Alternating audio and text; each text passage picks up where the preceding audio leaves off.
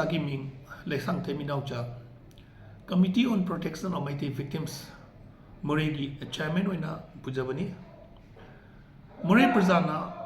हौजिक थेंगनरिबा खुदुंग चादबा तोंगान तोंगान बसिंगी मनुंगदा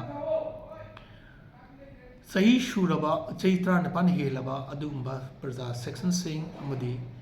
चैत्रा मंगा कुन हेना मोरेदा लेरगलबा अदुबा मोरेगी प्रजा सिंगना मतम मतम की पांगथोकपा election सिंगदा electoral roll ममिंग याउदे हाइदुना boat थादबा फंगनदबा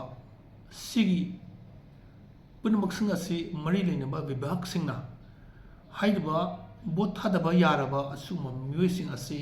electoral roll ममिंग चलन बिरे हाइरगा मतम मतम की पांगथोकपा इलेक्शन सिंगदा अफबा कैंडिडेट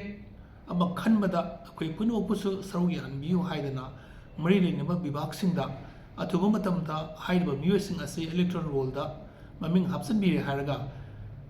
मतम मतम के पाक्थोंपा इलेक्शन सिंगदा सरु यानबियु हाइदना committee on protection of Meitei victims मोरेगी माइकैदगी नोलुगना निक्सिंजरी thank you.